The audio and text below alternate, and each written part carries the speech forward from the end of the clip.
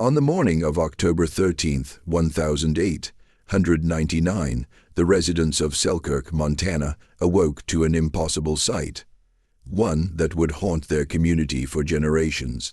7 beds in the Thornfield household lay completely undisturbed, their covers still tucked with military precision, just as they had been the night before. Yet the rooms felt as hollow as abandoned graves. The 7 daughters of prominent merchant Gabriel Thornfield, Margaret, 26, Catherine, 24, twins Ililana and Elizabeth, 22, Sarah, 20, Grace, 17, and Rebecca, just 14, had vanished without leaving a single footprint in the morning frost that coated their window sills. No windows showed signs of forced entry. No doors had been left ajar, and most disturbing of all, their nightgowns hung exactly where they had placed them before retiring, as if the sisters had simply dissolved into the autumn air.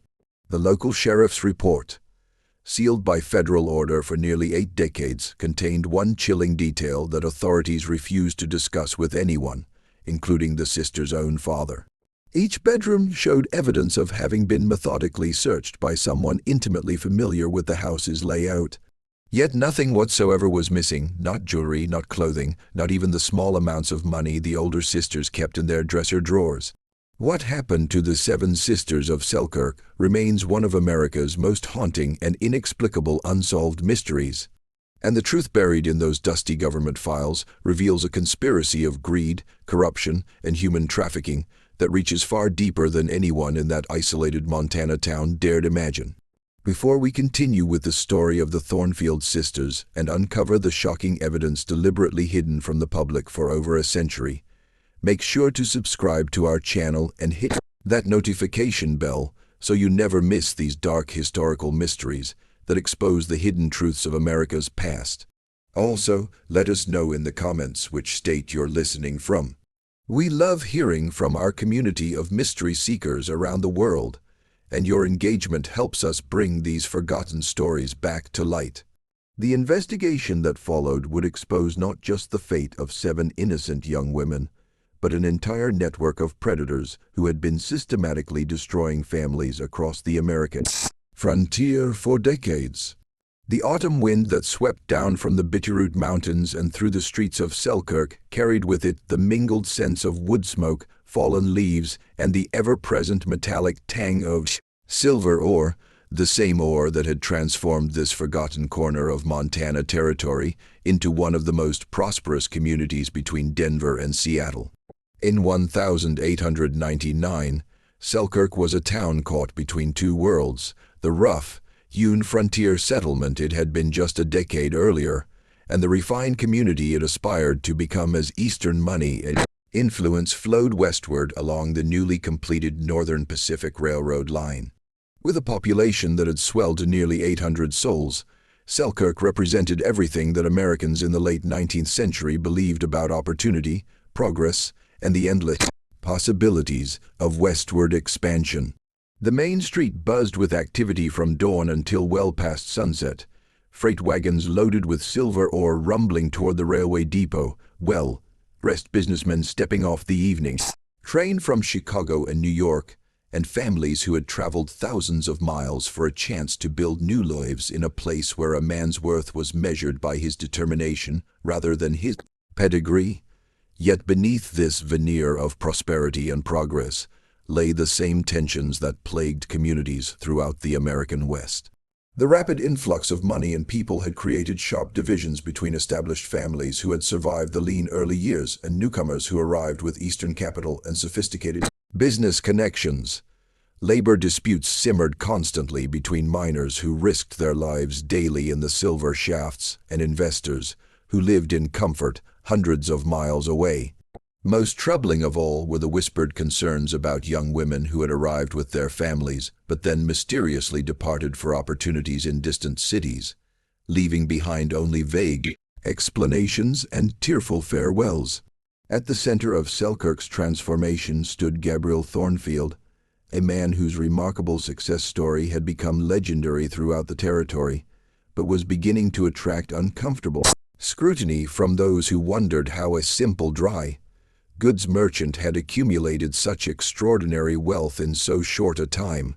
Gabriel had arrived in Selkirk during the brutal winter of 1892, driving a single wagon loaded with basic supplies and accompanied by his 7 daughters, his wife having died of pneumonia during their journey from Ohio.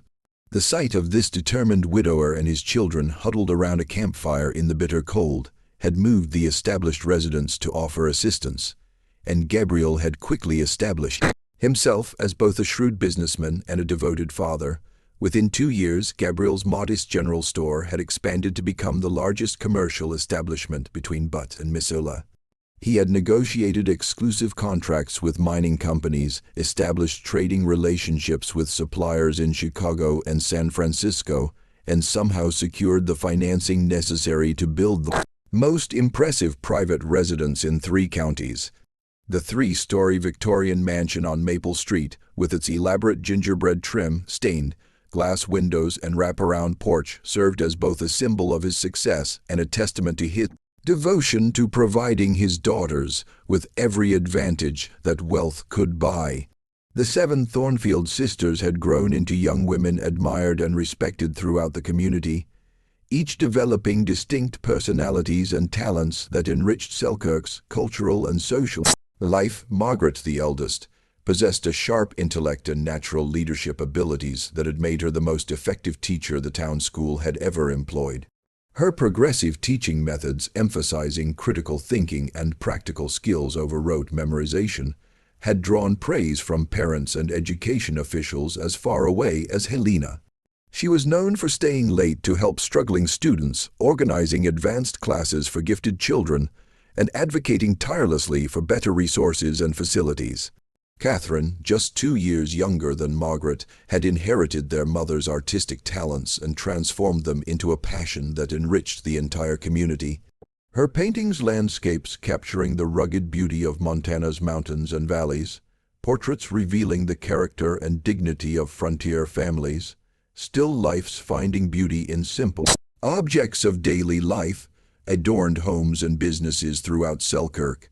She had organized cultural events that brought refinement and entertainment to the frontier town, including concerts, art exhibitions, and literary discussions that attracted visitors from neighboring communities. The twins, Eleanor and Elizabeth, were inseparable companions who had channeled their natural ability with needle and thread into a thriving seamstress business that employed several local women and provided services ranging from simple alterations to elaborate wedding gowns. Their shop had become a gathering place where women could discuss community affairs, share news, and support each other through the challenges of frontier life.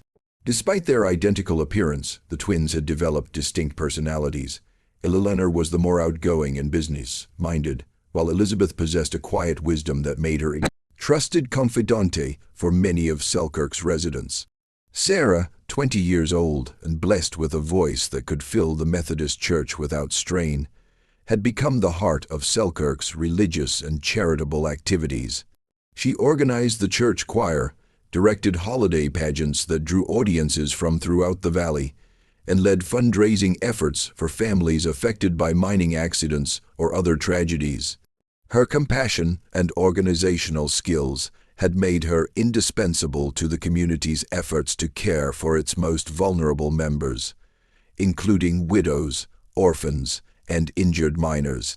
Grace, at 17, had already demonstrated a mathematical ability that astounded her teachers and made her invaluable to her father's increasingly complex business operations. She could calculate compound interest in her head, balance multiple sets of books simultaneously, and spot discrepancies in financial records that escaped the notice of experienced bookkeepers.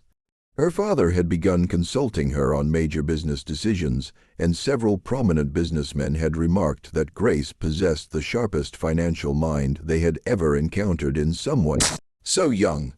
Rebecca, the youngest at 14, brought joy and laughter to everyone around her, with an infectious personality that could brighten even the darkest winter day. Despite her youth, she had already shown remarkable maturity by volunteering at the town's small library, where she read to children whose parents worked long hours in the mines or shops. Her natural empathy and genuine interest in others had made her beloved by families throughout Selkirk, and many predicted she would grow up to become a teacher or nurse who would continue her family's tradition of service to the community. The Thornfield family's prominence in Selkirk society, however, had begun to attract attention that Gabriel found increasingly uncomfortable. Some residents whispered that his rapid accumulation of wealth suggested connections to powerful interests back east, while others questioned how a man who had arrived with virtually nothing had secured the financing necessary to build such an elaborate home and expand his business so dramatically. These suspicions intensified during the summer and early autumn of 1899, as Gabriel began hosting private meetings with well-dressed strangers who arrived on the evening train and departed before dawn, conducting their business in hushed conversations behind the closed doors of his study. The political and economic climate of 1899 added another layer of tension to life in Selkirk and throughout the American West. The nation was still recovering from the devastating economic depression that had begun in 1893, and the effects of bank failures, business closures, and unemployment continued to ripple through communities that had previously enjoyed steady prosperity. Labor disputes were becoming increasingly common and violent in mining communities throughout Montana, Colorado, and Idaho as workers organized to demand better wages, safer working conditions, and protection from the arbitrary power of distant investors who viewed frontier laborers as expendable resources. The recently formed Western Federation of Miners had been actively organizing workers throughout Montana, and several mines in neighboring towns had experienced strikes that sometimes turned violent when mine owners brought in armed guards or called upon territorial authorities for military intervention. The local business owners, including Gabriel Thornfield, found themselves caught between the legitimate demands of their workers and the expectations of Eastern investors who cared little for the welfare of frontier communities and demanded maximum profits regardless of human cost. This volatile atmosphere was further complicated by the rapid changes that railroad expansion had brought to previously isolated communities. The Northern Pacific's extension to Selkirk in 1896 had brought unprecedented prosperity, but it had also exposed the town to outside influences and criminal organizations that preyed upon frontier families. Reports circulated of confidence men, land speculators, and various criminal enterprises that followed the railroad lines westward, seeking opportunities to exploit the isolation and limited law enforcement resources of frontier settlements. The events of October 12, 1899, began with the kind of crisp autumn morning that made residents of Selkirk grateful for their decision to build lives in Montana's spectacular landscape. The maple trees lining the town's main streets had reached their peak autumn colors, creating a canopy of gold and crimson that filtered the morning sunlight into patterns of extraordinary beauty. Gabriel Thornfield opened his general store at 7:00 sharp, as was his unchanging custom, while his daughters went about their established daily routines with the comfortable predictability that had characterized their family life for years. Margaret walked to the one-room schoolhouse at 8:00, her leather satchel filled with the lesson plans she had prepared the evening before. Parents gathering at the school entrance noticed that she seemed more distracted than usual, responding to their greetings with polite but absent-minded nods rather than her typical warm engagement with their concerns about their children's progress. Several mothers later recalled that Margaret's usually immaculate appearance seemed slightly disheveled, as if she had dressed hastily or without her normal attention to detail. Catherine set up her easel in the garden behind the family home, where she had been working for several weeks on a landscape painting capturing the autumn transformation of the Bitterroot Mountains. Mrs. Henrietta Walsh, who lived across the street and often watched Catherine work from her kitchen window, noticed that the young artist seemed unable to concentrate on her painting, frequently setting down her brush to pace around the garden or stare toward the train station at the edge of town. Most unusually, Catherine appeared to be painting the same small section of canvas over and over again, as if her hands couldn't execute what her mind was trying to create. The twins, Eleanor and Elizabeth, opened their seamstress shop at 9:00 and immediately began working on the elaborate wedding dress they were creating for Mayor Harrison's daughter. However, their usual cheerful chatter was replaced by intense whispered conversations that stopped abruptly whenever customers entered the shop. Mrs. Dorothy Fleming, who brought in a jacket for alterations, later testified that the twins seemed nervous and distracted, making uncharacteristic mistakes in their measurements and having to restart their work several times. Sarah spent the morning at the Methodist Church, practicing hymns for the upcoming Sunday service. But Reverend Thomas Att would notice that her usually perfect pitch seemed uncertain, and she repeatedly stopped mid-song to stare out the windows toward the main street. When he asked if something was troubling her, Sarah's response was evasive and uncharacteristic. She claimed to be feeling slightly unwell, but refused his offer to summon Dr. Porter or send word to her father. Grace worked in the general store alongside her father, but several customers commented that she seemed unusually quiet and made simple arithmetic errors completely unlike her normally flawless mathematical abilities. Gabriel himself appeared tense and distracted, frequently checking his pocket watch and glancing toward the street as if expecting someone or something that failed to arrive on schedule. Even young Rebecca, normally the most carefree and talkative of the sisters, seemed subdued as she helped Mrs. Caldwell with the household's daily cleaning and preparation for the evening meal. The housekeeper later recalled that Rebecca asked several unusual questions about travel, whether she had ever been far from Montana, whether she missed her family when she had worked in other towns, and whether she thought it was possible to be happy when separated from everyone you loved. As the afternoon progressed, the subtle disturbances that had marked the sisters' behavior throughout the day became more pronounced. At approximately 3:00, Dr. Samuel Porter was returning from a house call when he encountered all 7 sisters walking together along River Street in the direction of the train depot. This struck him as highly unusual, since their daily routines typically kept them occupied with their individual responsibilities during the afternoon hours, and he had never seen them all together, away from the family home, except during church services or special community events. What disturbed Dr. Porter most profoundly was the sisters' demeanor as they walked. Normally vibrant, talkative, and engaged with everyone they encountered, the 7 young women moved in complete silence, their faces pale and their expressions troubled in ways that suggested deep emotional distress. They walked with the mechanical precision of people forcing themselves to complete an unpleasant but unavoidable task, their usual grace and natural warmth replaced by a rigid determination that seemed almost military in its intensity. When Dr. Porter called out a cheerful greeting, only Rebecca looked back, and the fear in her young eyes chilled him to the bone. The girl's face, normally animated with laughter and curiosity, wore an expression of terror that seemed completely incompatible with the safe, familiar surroundings of their hometown. For a moment their eyes met across the distance, and Dr. Porter later swore that Rebecca's gaze conveyed a desperate plea for help that she was powerless to voice aloud. The last confirmed sighting of the Thornfield sisters as a group came from Timothy Fletcher, the night clerk at the telegraph office, whose window provided an unobstructed view of the main street and the wooden sidewalks where the town's residents conducted their evening business. At approximately 9:15, Fletcher glanced up from his work transcribing messages to observe all 7 sisters standing together beneath the amber glow of the street lamp directly outside his office window. Their positioning and body language struck Fletcher as extraordinary and troubling.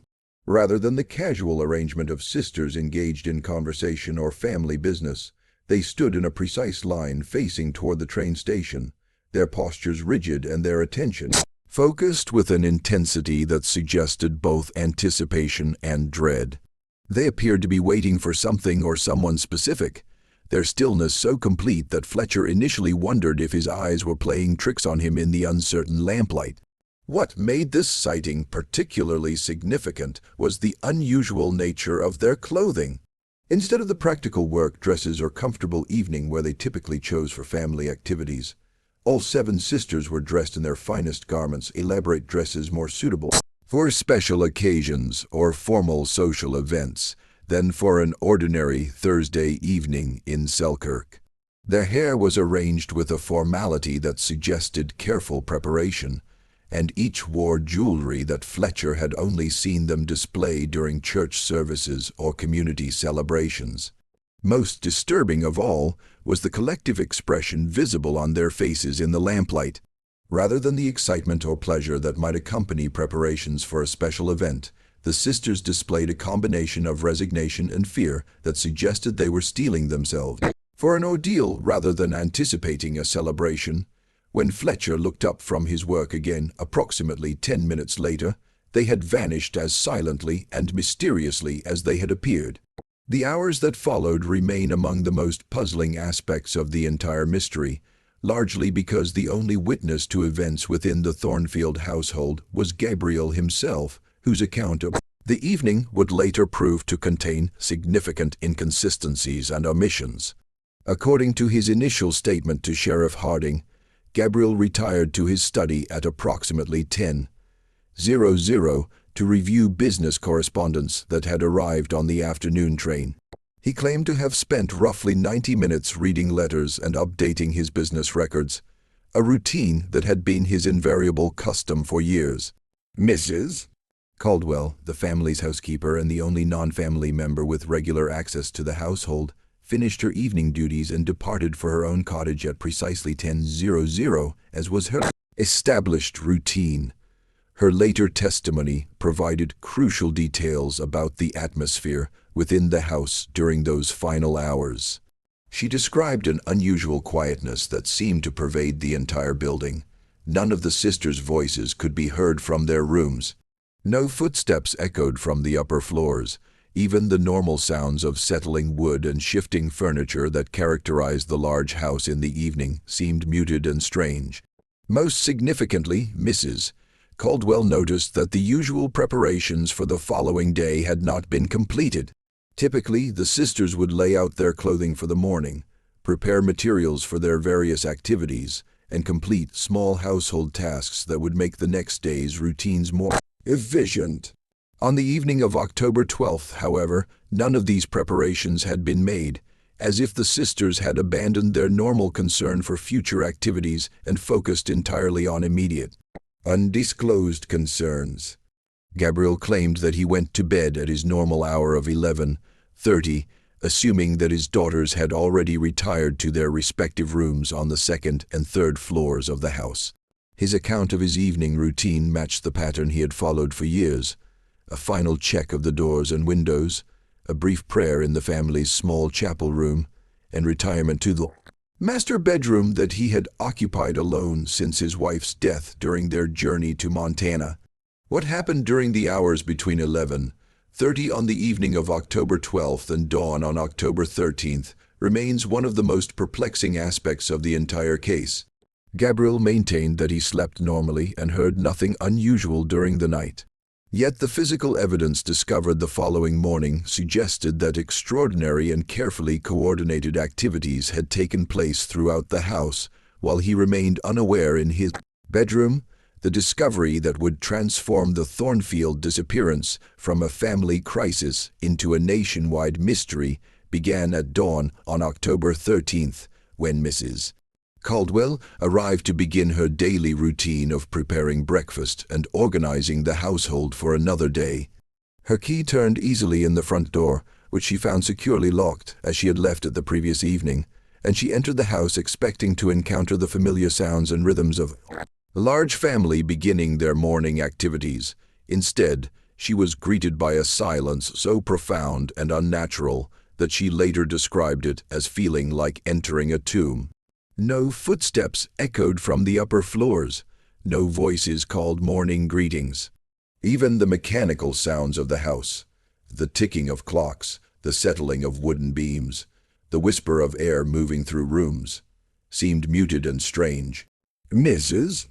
Caldwell's first instinct was to attribute this unusual quiet to the family having overslept, perhaps due to late night activities or the effects of the unseasonably cold weather that had settled. over Selkirk during the night. Her concern began to escalate when she discovered that the kitchen showed no signs of having been used for the late evening snack that was part of the family's established routine. The sisters typically prepared tea and light refreshments around 10:00 each evening, gathering in the kitchen to discuss the day's events and make plans for the following day. On the morning of October 13th, however, the kitchen remained exactly as Mrs. Caldwell had left it the previous evening, clean, organized, and completely unused. Growing more puzzled and concerned, Mrs. Caldwell climbed the main staircase to the second floor, where Margaret, Catherine, and the twins maintained their bedrooms. The hallway was eerily quiet, with none of the doors standing open, as was typical when the sisters were preparing for their morning activities. When Mrs. Caldwell knocked softly on Margaret's door and received no response, she hesitantly turned the handle and discovered a sight that would haunt her for the rest of her life. Margaret's bedroom appeared precisely as it would have looked if she had never retired for the evening. The bed remained made with the same meticulous attention to detail that characterized Margaret's approach to all aspects of her life. Corners tucked with geometric precision, pillows arranged symmetrically, and the coverlet stretched without a single wrinkle. Her nightgown hung on its customary hook near the window, exactly where she had placed it before dressing for dinner the previous evening. Her brush and comb sat in their usual positions on the dressing table, alongside the small stack of books she had been reading and the lesson plans she had prepared for the following day's classes. Yet, despite this appearance of perfect order, something felt profoundly wrong about the room. Mrs. Caldwell, who had cleaned and organized this space hundreds of times over the years, immediately sensed that subtle changes had occurred. The items on Margaret's dressing table, while arranged neatly, were not positioned with the exact precision that Margaret invariably maintained. Several books had been removed from their shelves and replaced in incorrect order, and the papers in Margaret's desk showed signs of having been examined and restacked by someone unfamiliar with her organizational system. The discovery in Catherine's room was equally disturbing and puzzling. Like Margaret's, the bed showed no signs of having been slept in, and Catherine's artistic materials, brushes, paints, and canvases were arranged with a neatness that was completely uncharacteristic of her normally chaotic creative space. Catherine typically left her room in a state of organized disorder that reflected her artistic temperament, with half-finished paintings propped against the walls and art supplies scattered across every available surface. On the morning of October 13th, however, everything had been cleaned and organized with an almost obsessive attention to detail that was entirely foreign to Catherine's personality. The twins' shared bedroom presented the most disturbing evidence of whatever had occurred during the night. Eleanor and Elizabeth had always maintained their space with identical precision, their belongings arranged in perfect symmetry that reflected their close relationship and shared habits. On the morning of the disappearance, however, their room showed clear signs of having been systematically searched by someone who had attempted to restore order but lacked intimate knowledge of twins' precise organizational methods.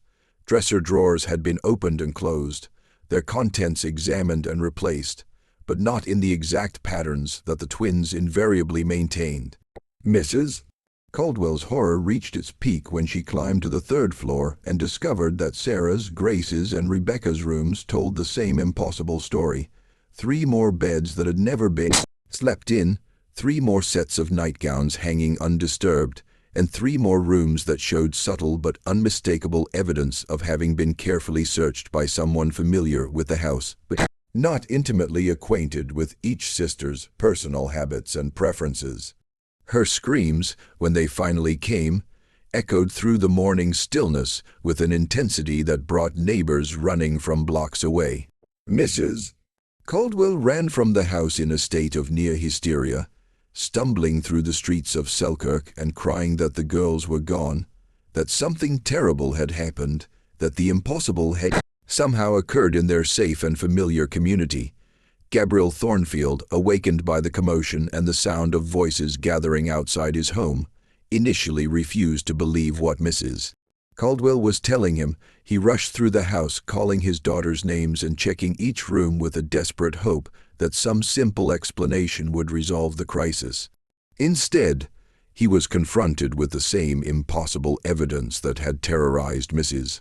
Caldwell: 7 bedrooms that showed no signs of having been occupied during the night, yet clear indications that someone had methodically examined every personal belonging, every document, and every possession the sisters had accumulated during their years in Selkirk.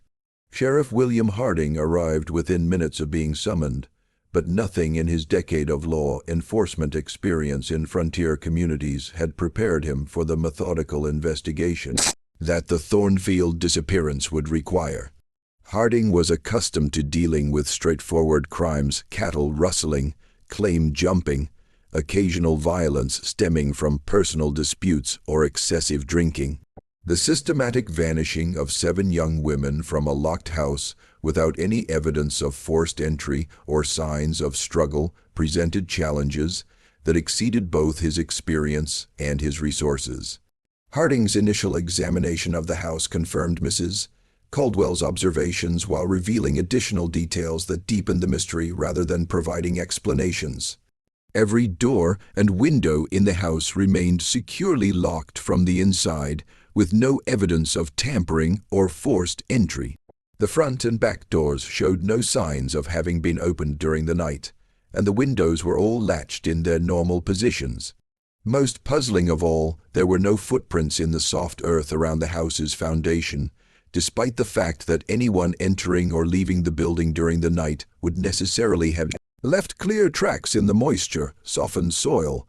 The systematic search of the sisters' belongings became more apparent as Harding conducted a detailed examination of each room. In every case, personal items had been examined and replaced, but not with the precision that would indicate familiarity with each sister's habits. Clothing had been unfolded and refolded, jewelry had been examined and returned to boxes, personal papers had been read and restacked. Yet nothing appeared to be missing. Valuable jewelry remained in plain sight. Small amounts of money were undisturbed in dresser drawers. Even sentimental items that would be meaningful only to the sisters themselves remained exactly where they had always been kept. Sheriff Harding's investigation expanded systematically throughout Selkirk, as he interviewed every resident who might have observed relevant details during the evening of October 12th or the early morning hours of October 13th.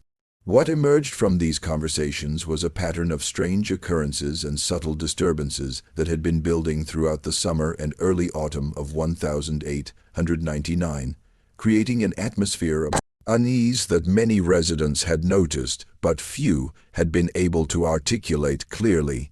Multiple witnesses reported seeing well-dressed strangers arriving on evening trains during the weeks leading up to the disappearance.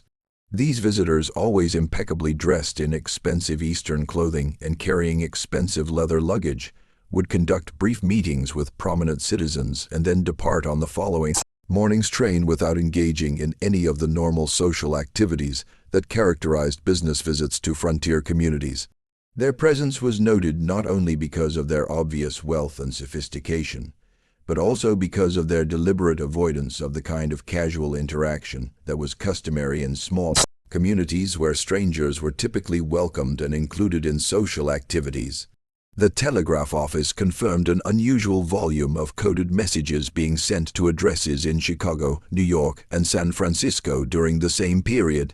Timothy Fletcher, the night clerk who had witnessed the sisters' final public appearance, revealed that these messages were typically sent late in the evening and consisted of seemingly random combinations of numbers and letters that meant nothing to him, but obviously conveyed specific information to their intended recipients. Most of these messages were sent by Gabriel Thornfield himself, though several other prominent citizens had also dispatched coded communications to the same Eastern addresses. The town's bank president, Charles Whitman, initially proved reluctant to discuss his institution's recent transactions, but Sheriff Harding's persistent questioning eventually revealed financial irregularities that cast Gabriel Thornfield's rapid success in an increasingly troubling light.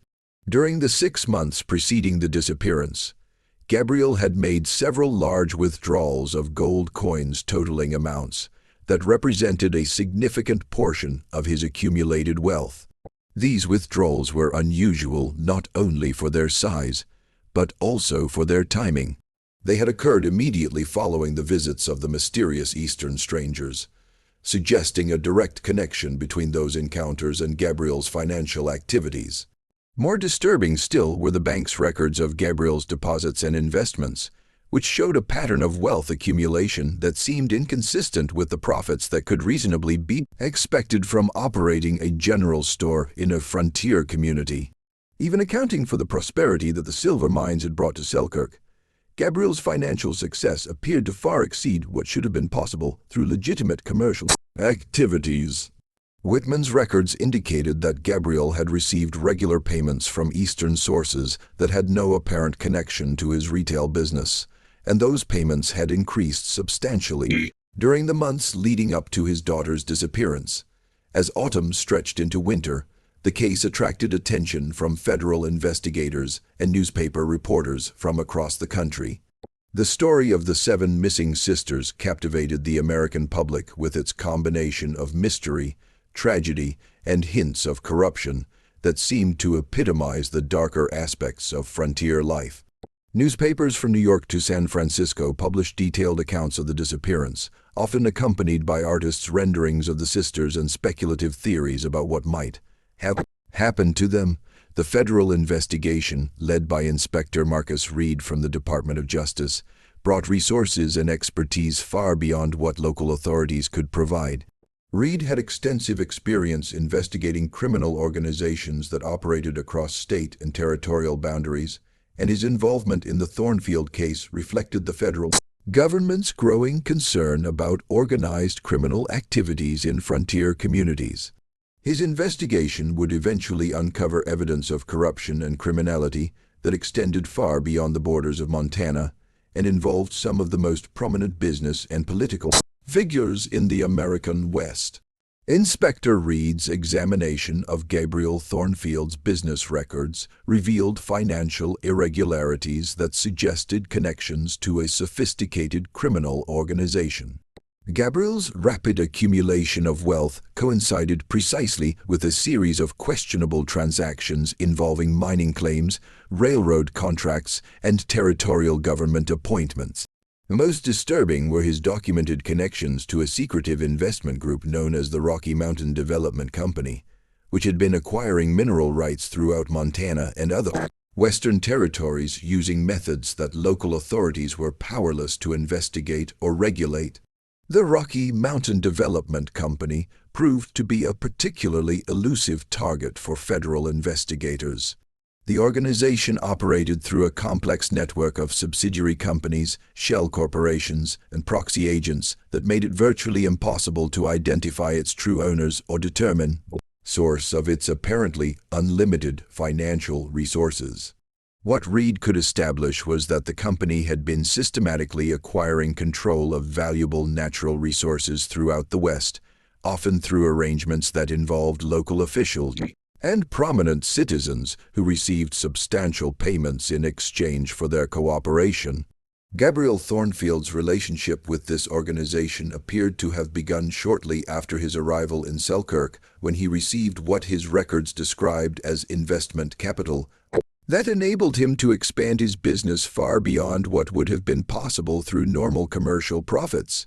In exchange for this financial support, Gabriel had apparently provided the organization with detailed information about local mining operations, land ownership patterns, and political developments that could affect business opportunities in the region.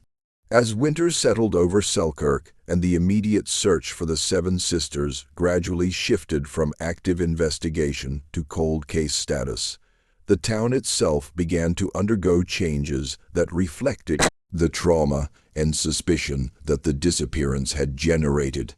Several families, uncomfortable with the implications of the federal investigation and the attention the case had brought to their community, decided to seek opportunities elsewhere. New residents arrived who had no connection to the tragedy and no investment in uncovering the truth about what had happened to the Thornfield sisters.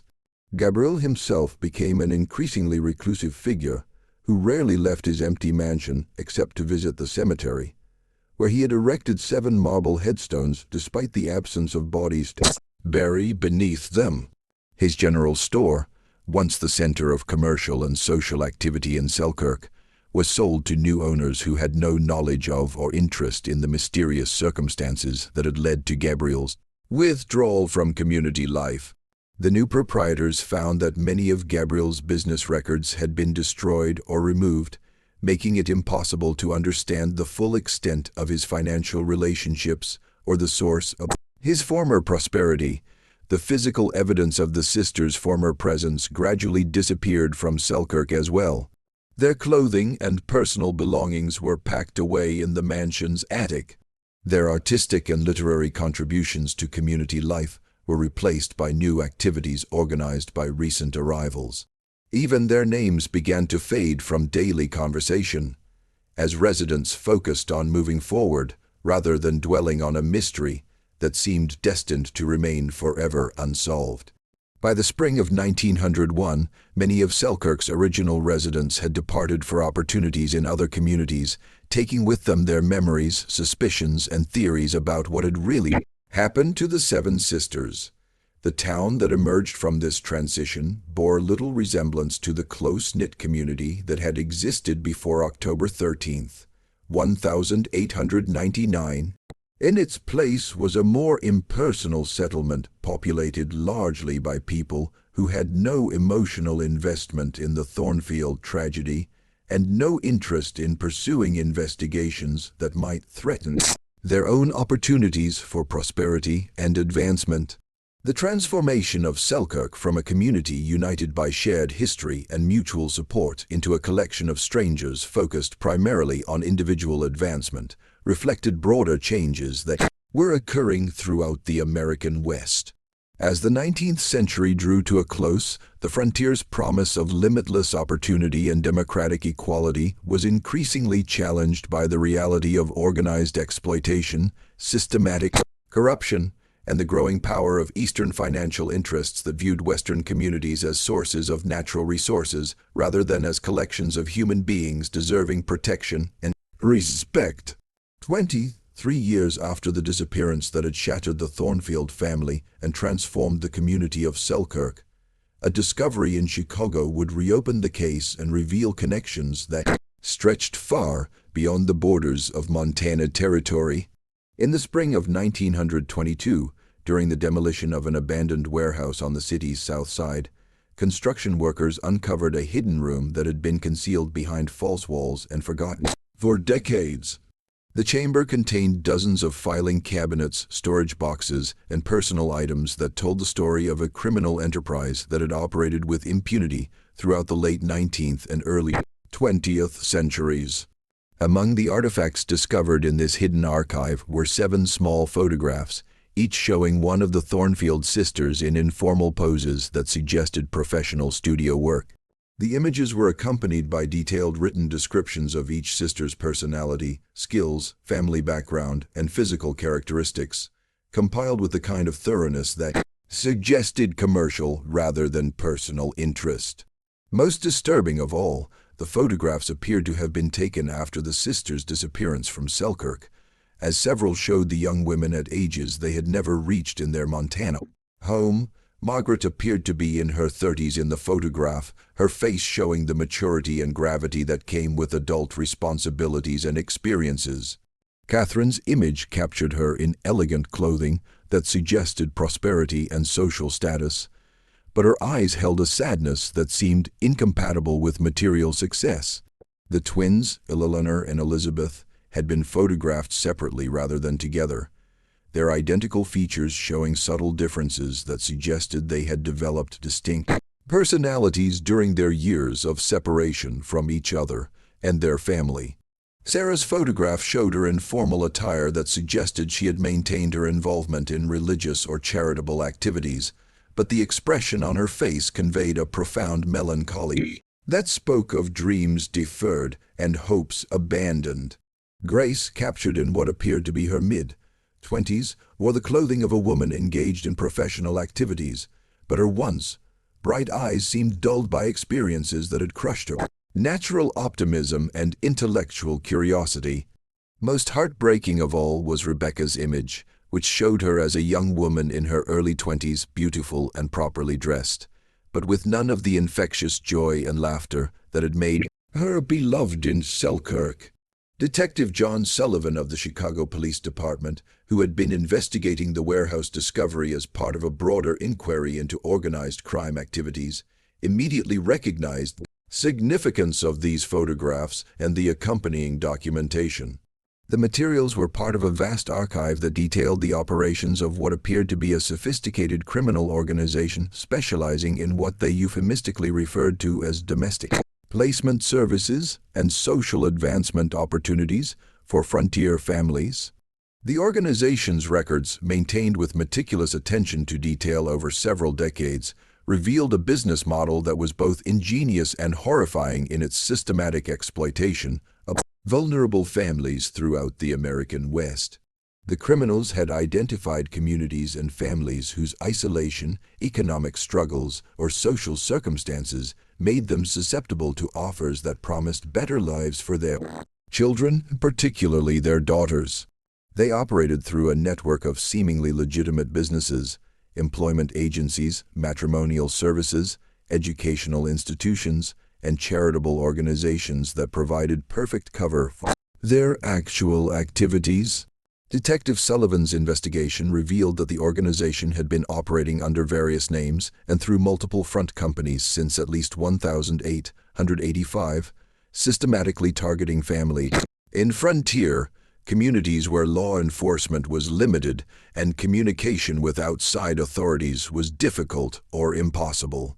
Their methods involved careful research into local conditions, identification of families who might be vulnerable to financial pressure or social manipulation, and the deployment of sophisticated confidence schemes designed to convince parents that they were providing their daughters with opportunities for advancement and prosperity. The process typically began with the arrival of well-dressed strangers who presented themselves as representatives of Eastern businesses, educational institutions, or social organizations seeking to recruit young women for positions that promised significant financial rewards and social advancement. These recruiters carried impressive credentials, letters of recommendation from prominent figures, and detailed proposals that seemed to offer genuine opportunities for families struggling with limitations and hardships of frontier life. Parents who expressed interest in these opportunities were gradually drawn into increasingly complex arrangements that involved financial investments, business partnerships, or other commitments that made it difficult for them to withdraw from the process once it had begun. The organization's representatives were skilled at identifying each family's particular vulnerabilities, financial pressures, social ambitions, concerns about their daughters' futures in isolated communities, and crafting proposals that addressed those specific concerns while gradually increasing the family's dependence on the organization's resources and expertise. The final stage of the process involved the actual removal of the young women from their families and communities, typically accomplished through elaborate deceptions that convinced both the victims and their families that they were participating in legitimate opportunities for advancement. In some cases, the young women were told they were traveling to distant cities for employment or educational opportunities, while their families were informed that their daughters had decided to pursue independent lives in more sophisticated urban environments. Detective Sullivan's investigation into the Thornfield case specifically revealed that Gabriel's involvement with the organization had begun much earlier than anyone in Selkirk had realized.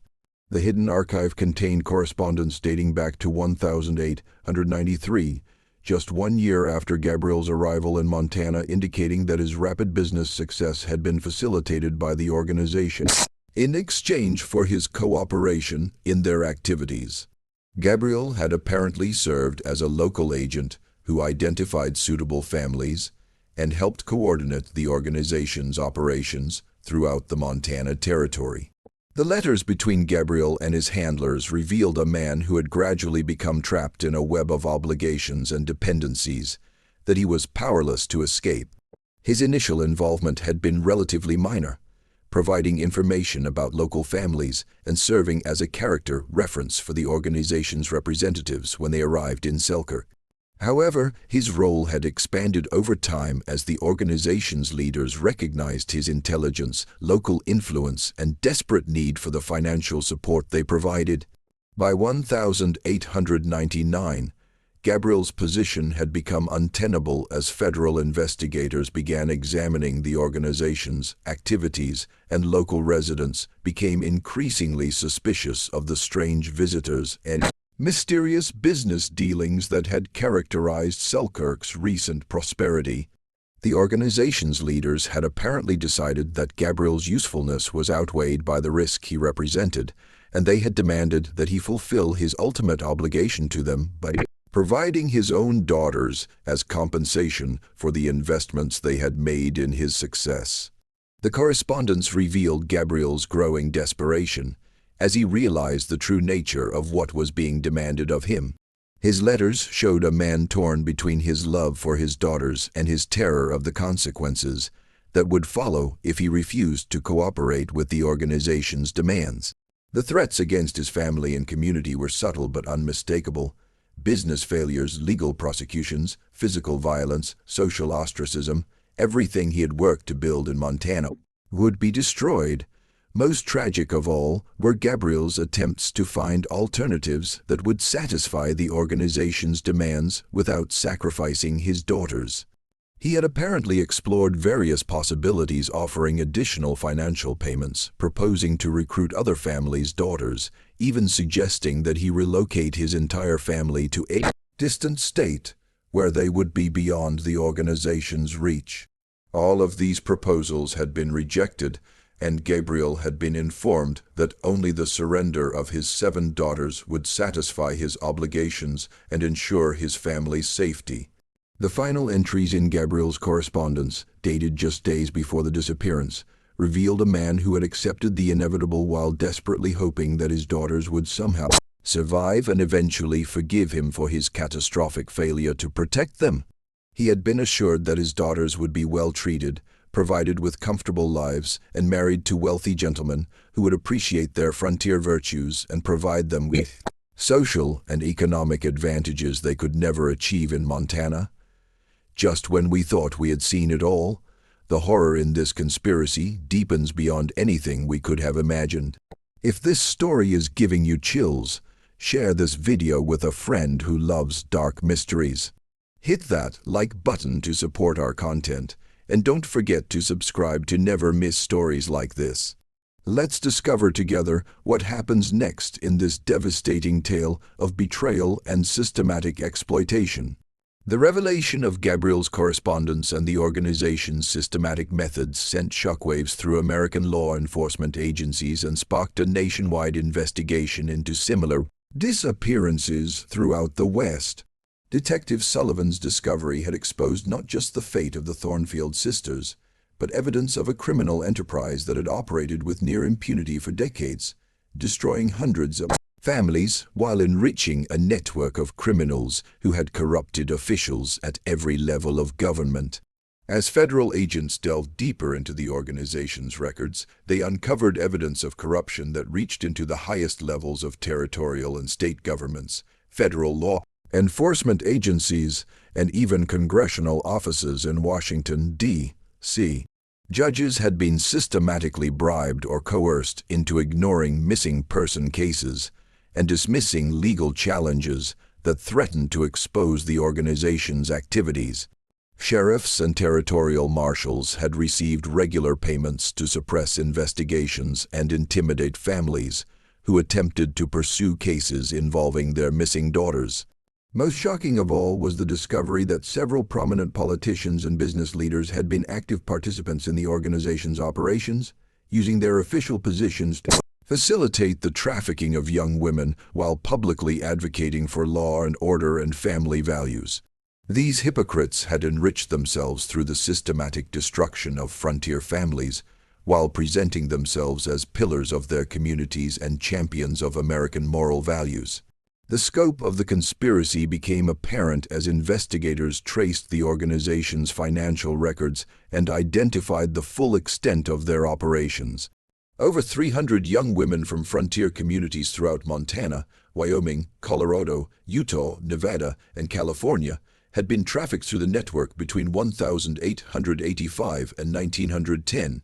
The victims ranged in age from 14 to 26, and they had been selected based on their physical attractiveness, intelligence, skills, and family circumstances that made them particularly valuable in the illegal marriage market. The organization's operations had been facilitated by technological and social changes that characterized the late 19th century American West. The expansion of railroad networks made it possible to transport victims quickly and efficiently across vast distances, while the isolation of frontier communities and the limitations of communication systems made it virtually impossible for families to track their missing daughters or coordinate with law enforcement agencies in distant jurisdictions. The criminal enterprise had also exploited the social and economic vulnerabilities that were endemic to frontier life during this period. Families struggling with poverty, social isolation, and limited opportunities for their children's advancement had been particularly susceptible to offers that promised better lives through arrangements that seemed legitimate and beneficial. The organization's representatives had been skilled at identifying these vulnerabilities and crafting proposals that addressed each family's specific concerns while gradually drawing them into arrangements they would never have accepted if they had understood the true nature of what was being proposed.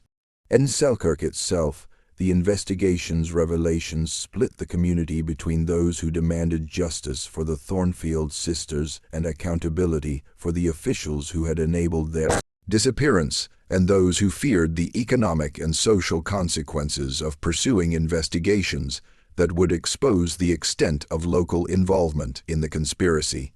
Many residents had benefited either directly or indirectly from Gabriel Thornfield's prosperity and the investments that the Rocky Mountain Development Company had made in local businesses and infrastructure. The town's mayor, banker, and several prominent merchants found themselves implicated in the cover-up that had followed the sisters' disappearance, having received payments to suppress questions and discourage investigations that might have exposed the truth years earlier. Several local officials had known or suspected that Gabriel's wealth came from questionable sources, but they had chosen to remain silent in exchange for the economic benefits that his prosperity brought to their community. The most shocking discovery in Selkirk came when investigators examined the records of the local cemetery and discovered that the 7 marble headstones Gabriel had erected for his daughters contained a hidden message that revealed his knowledge of their fate. The dates carved into the monuments did not represent the sisters' deaths, as everyone had assumed, but rather the dates when they had been forced into arranged marriages in distant cities. Gabriel had been informed of each placement and had marked the occasion with what appeared to be a memorial, but was actually a record of his daughter's enslavement. The revelation that Gabriel had known his daughters' fates all along and had chosen to maintain the fiction of their mysterious disappearance rather than expose the truth and risk retaliation against other families transformed him from a tragic victim into a willing participant in their destruction. His suicide note, discovered after his death in Denver, revealed that his guilt and despair had driven him to madness, but also that he had possessed information that could have led to his daughter's rescue if he had found the courage to reveal it to authorities. As the federal investigation expanded, it became apparent that the organization responsible for the Thornfield tragedy had not been dismantled in 1910, as previously believed, but had simply evolved and adapted to changing social and economic conditions. By 1922, the network had transformed itself into what appeared to be a collection of legitimate employment agencies, matrimonial services, and social organizations, but continued to operate using refined versions of the same predatory methods that had destroyed the Thornfield family. The modernized operation had adapted to urban environments and changing social norms while maintaining its fundamental business model of exploiting vulnerable young women and their families.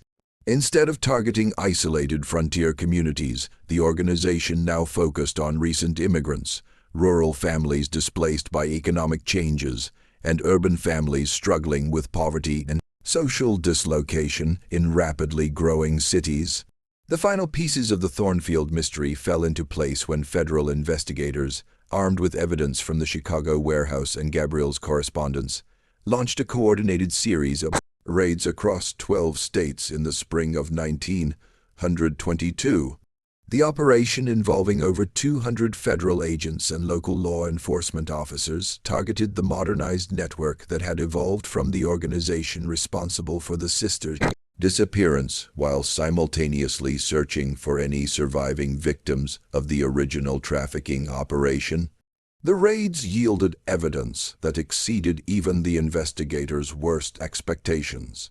In addition to liberating dozens of women who were still being held against their will in various forms of involuntary servitude, the operation uncovered detailed records that documented the fate of hundreds of missing persons, including comprehensive information about the Thornfield sisters and their experiences following their removal from Selkirk.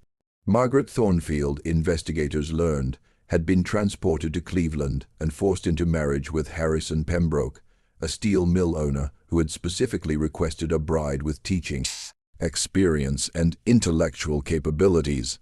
The marriage had been presented to Margaret as a legitimate arrangement that would provide her with social status and financial security, while allowing her to pursue her educational interests in a more sophisticated urban environment. The reality had been far different. Pembroke had treated her as little more than an ornamental possession, whose primary value lay in her ability to enhance his social reputation and provide him with children who would inherit her intelligence and refinement. Margaret had borne 3 children during her years of captivity, but she had been forbidden from contacting her family or revealing her true identity to anyone, including her own children, who had been told that their mother was an orphan with no living relatives. Her attempts to escape had been thwarted by Pembroke's connections to the trafficking network, which maintained surveillance over all their placed women to prevent exposure of their operations and to ensure that the victims remained compliant with their arrangements. The investigators found Margaret living under the name Mary Patterson, in a comfortable but closely monitored environment, where her every activity was controlled by Pembroke and his associates. Despite nearly 23 years of captivity, she had maintained her intelligence and strength of character, secretly documenting her experiences and gathering evidence that she hoped would someday lead to justice for herself and other victims. Her hidden journals provided investigators with crucial details about the organization's operations and the locations where other victims might be found. Catherine's fate had been equally tragic, but followed a different pattern of exploitation. She had been taken to Milwaukee and married to Augustus Richardson, an art collector who had specifically sought a wife with artistic talents that he could exploit for both personal pleasure and commercial gain. Richardson had forced Catherine to produce paintings that he sold under his own name, while keeping her isolated from artistic communities where she might have found support or assistance. The psychological torture that Catherine had endured was evident in the paintings that investigators found in Richardson's mansion, works that showed remarkable technical skill, but conveyed a profound sadness and desperation that reflected their creator's emotional state. Catherine, now living as Caroline Phillips, had survived by channeling her anguish into her art while secretly planning for an escape that she had never been able to achieve due to the constant surveillance and threats that characterized her captivity. The twins, Eleanor and Elizabeth, had been deliberately separated as part of a calculated strategy to break their emotional bond and make them more compliant with their captor's demands. Eleanor had been placed in St. Louis with Marcus Whitfield, a businessman who had wanted a wife who would manage his household and social affairs with frontier efficiency and reliability. The separation from her twin sister had caused Eleanor such profound psychological trauma that she had suffered a complete mental breakdown within months of her arrival in St. Louis. Elizabeth had been taken to Chicago and forced into marriage with Samuel Henderson, a banker who had valued her practical skills and frontier hardiness, but had shown no interest in her emotional well-being or personal happiness. The loss of her sister and the trauma of her captivity had transformed Elizabeth from the outgoing, confident young woman she had been in Selkirk into a withdrawn, fearful person who lived in constant dread of punishment or retaliation. The investigation revealed that both twins had been told that their sister had died, a lie designed to prevent them from attempting to contact each other and to eliminate any hope of eventual reunion. This deliberate cruelty had been part of the organization's standard operating procedures for victims who had particularly close family relationships that might motivate escape attempts or resistance to their captors' demands. Sarah's story proved to be one of the most heartbreaking aspects of the entire case. She had been transported to Detroit and forced into marriage with Reverend Jonathan Morrison, a prominent minister who had specifically requested a wife with musical abilities and religious background. Morrison had exploited Sarah's talents by forcing her to perform in his church and at social events while presenting himself as a devoted husband and religious leader. The investigators discovered that Sarah had died in 1905, officially from pneumonia, but evidence suggested that her death had resulted from years of physical and emotional abuse that had weakened her constitution and made her susceptible to illness. Morrison had refused to provide adequate medical care during her final illness, apparently viewing her death as an opportunity to request a replacement wife from the trafficking organization. Grace's mathematical abilities had made her particularly valuable to the organization's leaders, who had placed her with Theodore Blackstone, a Chicago businessman who used her skills to manage his complex financial operations while keeping her isolated from any contact with the outside world. Grace had been forced to use her intellectual gifts to facilitate criminal activities, including money laundering and fraudulent investment schemes that had enriched Blackstone while destroying the financial security of countless innocent victims. The investigators found evidence that Grace had tried repeatedly to sabotage Blackstone's operations by introducing subtle errors into his financial calculations, hoping to expose his criminal activities to authorities. These acts of resistance had been discovered, however, and Grace had been subjected to increasingly severe punishments that had eventually broken her spirit and destroyed her health. She had died in childbirth in 1909, alone and far from any family support, after being denied proper medical care by a husband who viewed her primarily as a valuable asset rather than a human being deserving of compassion and respect.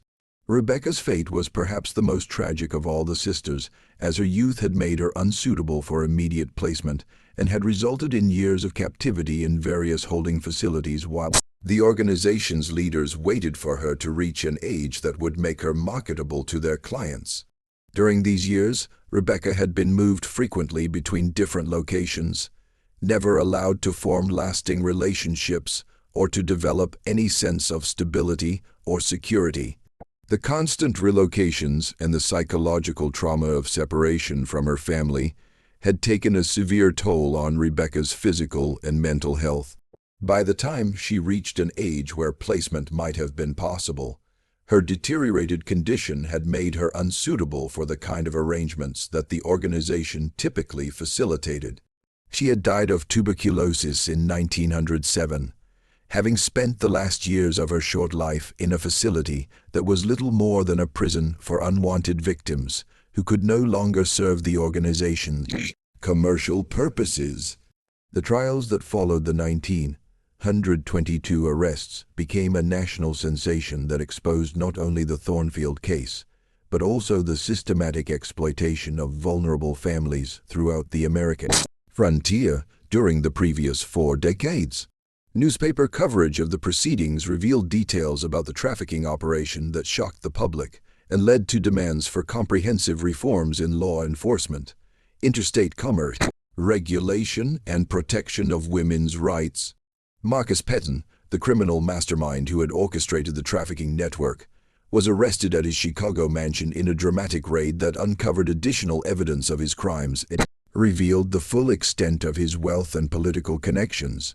Petton's trial revealed him to be a man of extraordinary intelligence and organizational ability who had perverted these gifts into the creation of a criminal empire that had operated with near impunity for decades.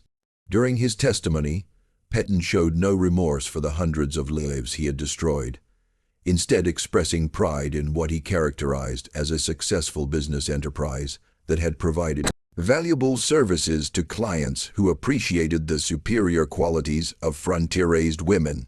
His cold, calculating demeanor and complete lack of empathy for his victims horrified even hardened court observers and provided clear evidence of the sociopathic personality that had enabled him to commit such systematic crimes against vulnerable families. 17 of Petton's associates were convicted alongside him on various charges related to kidnapping, human trafficking, conspiracy, and corruption of public officials. The evidence presented during their trials revealed the sophisticated nature of the organization's operations and the extent of the corruption that had enabled their crimes to continue undetected for so long. However, the web of corruption and complicity that had enabled the trafficking operation meant that many participants escaped prosecution due to destroyed evidence, intimidated witnesses, and the convenient deaths of key figures before they could testify. Several prominent politicians, judges, and business leaders who had clearly been involved in the conspiracy managed to avoid criminal charges through their political connections and financial resources, though their reputations were permanently destroyed by the revelations that emerged during the trials. The 3 surviving Thornfield sisters faced an agonizing choice when investigators offered them the opportunity to testify publicly and seek justice for their suffering. Testifying would mean revealing their true identities and destroying the lives they had built during their years of captivity, potentially endangering their children and exposing them to retaliation from surviving members of the criminal organization. Margaret, now 49 years old and living as Mary Patterson, chose to testify despite the personal cost involved. Her courage in confronting her captors and revealing the details of her 23 years of enslavement made her a powerful advocate for other trafficking victims and helped establish legal precedents that would provide better protection for women and families in vulnerable situations.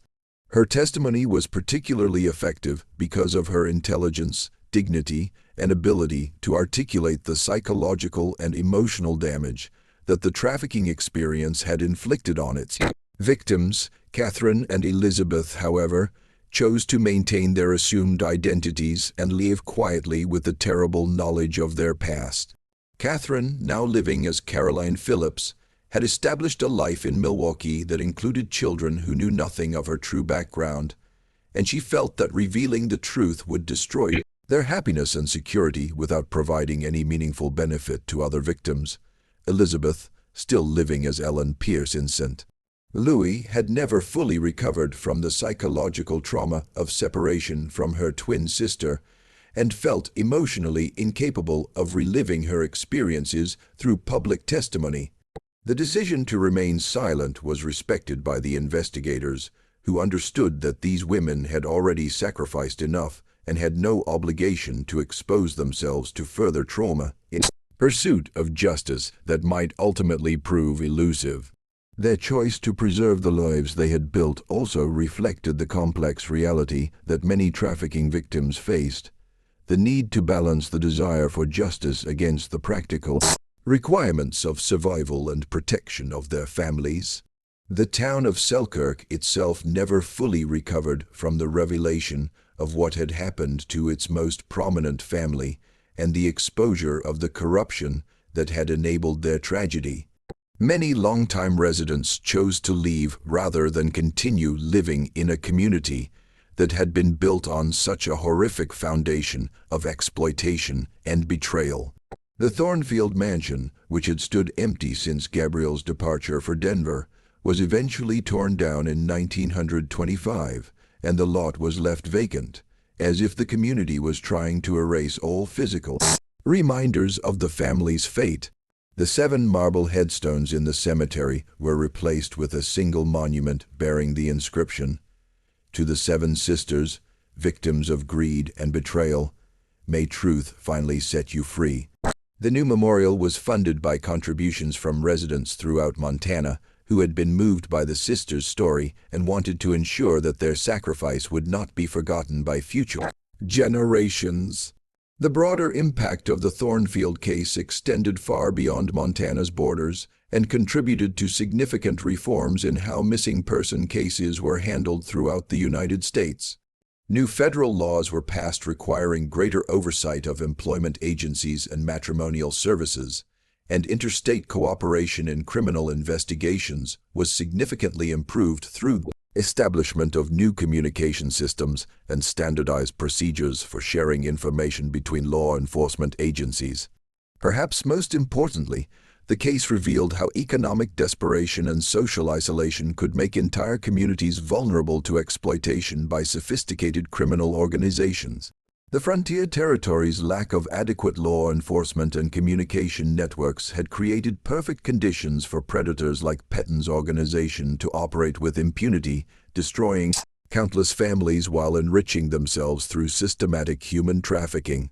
The investigation also highlighted the particular vulnerability of young women in frontier communities, where limited economic opportunities and social restrictions made them dependent on their families' decisions about their futures. The trafficking organization had exploited these social conditions by presenting themselves as providers of opportunities that would otherwise be unavailable to frontier families, while actually delivering their victims into forms of slavery that were often worse than the limitations they had supposedly escaped. The legacy of the Thornfield case continued to influence American law enforcement and social policy for decades after the trials concluded. The evidence gathered during the investigation provided crucial insights into the methods used by trafficking organizations and helped develop more effective strategies for preventing similar crimes.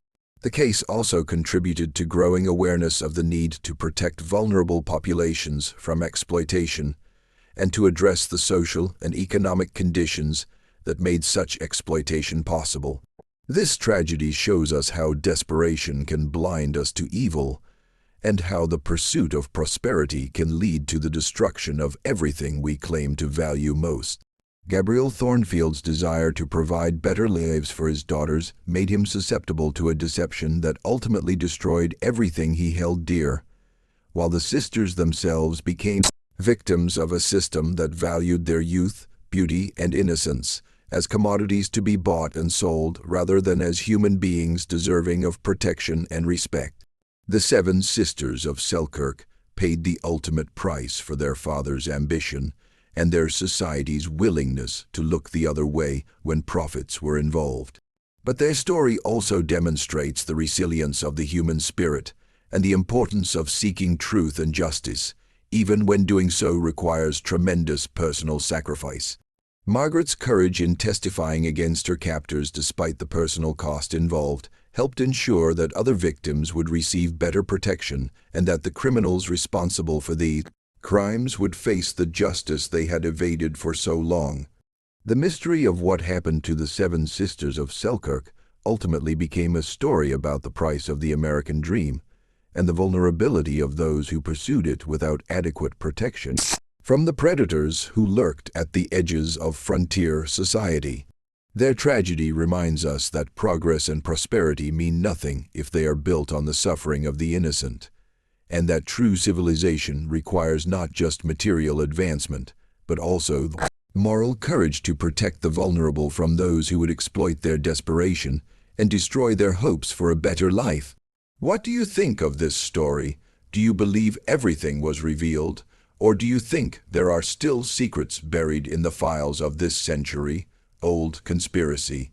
The evidence suggests that the trafficking network was even larger than investigators were able to prove, and that similar crimes may have occurred in frontier communities throughout the West without ever being detected or reported.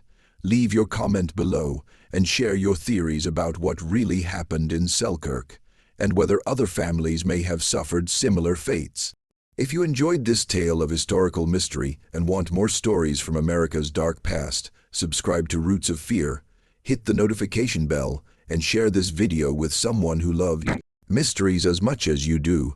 See you in the next video, where we'll explore another chilling chapter from our nation's hidden history.